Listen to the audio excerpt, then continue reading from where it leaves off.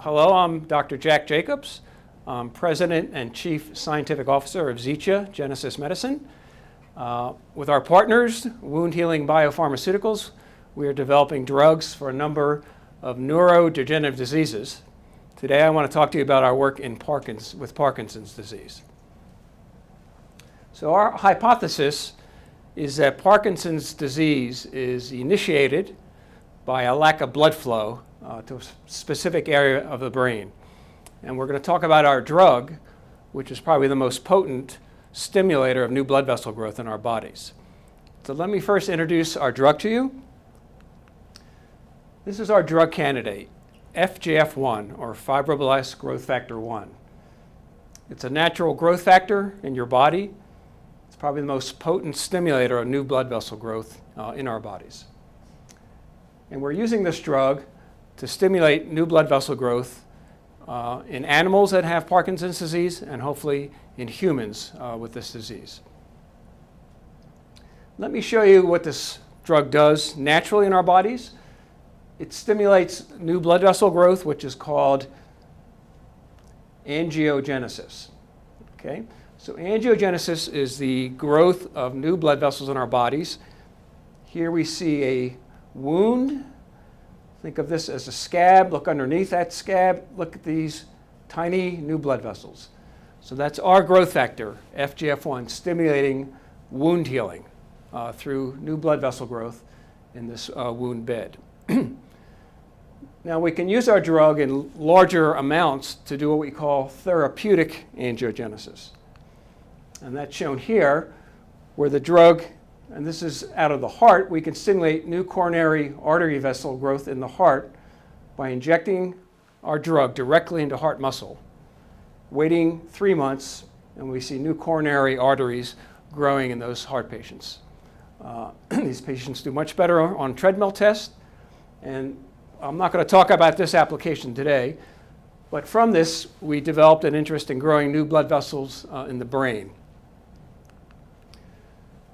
So your brain is incredibly vascularized, probably the most highly vascularized organ in your body. You have over 1 billion capillaries feeding billions of neurons in our brain. And when these blood vessels get blocked, either by atherosclerosis or other toxins, neurons die. And we know in Alzheimer's there's blockage of a large number of vessels throughout the brain. But in Parkinson's disease, it only occurs in a very small area. In Parkinson's disease, only these neurons in what's called the substantia nigra. Nigra means dark. These are dark dopamine-containing neurons. They're deep inside your brain. When they start to die off, less dopamine is released, and you get the movement disorders, the shaking, the tremors that are characteristic of Parkinson's disease.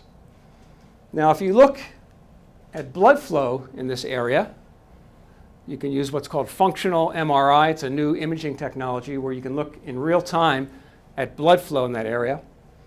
We can see that this is a healthy 21-year-old looking in that very tiny area of the brain that's affected by Parkinson's. Here's a healthy 65-year-old. And then in Parkinson's disease, blood flow is reduced by almost half in that very tiny area. And we believe, and others believe, that this is choking off the blood supply to those neurons. The neurons die, and people come down with the movement disorders of Parkinson's. We can test the drug in animal models of Parkinson's. This is a marmoset monkey. You can give this monkey Parkinson's disease by giving it a toxin that destroys those dopamine cells in the brains of these animals.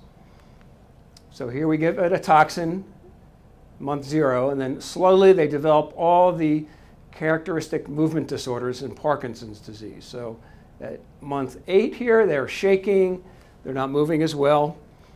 We then give them our drug starting in month 10. For a period of months, here's the animals that got our drug, here's the ones that got no drug.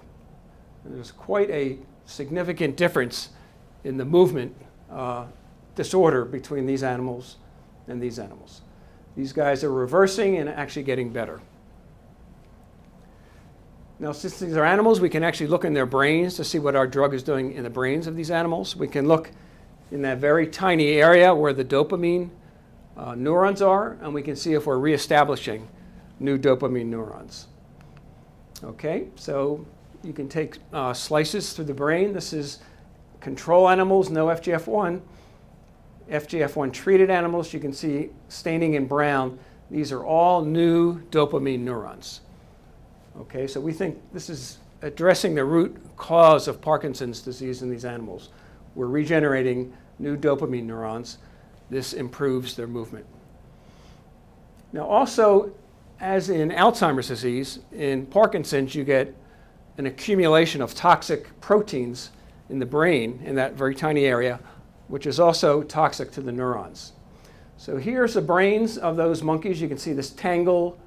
This is a tangle of toxic protein, which is also kills the neurons in that area.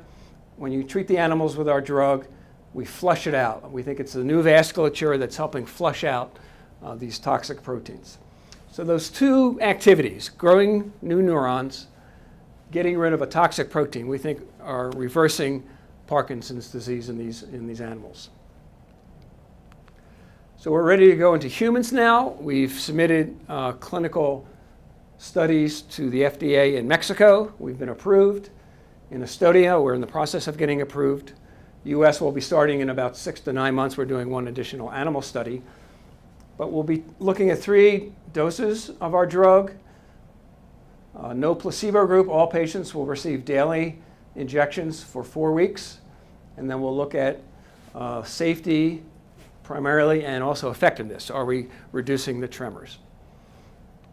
So this is what we hope to see in our patients. We know there are only about 500,000 dopamine cells in a healthy individual. And if you have Parkinson's, they start dying off.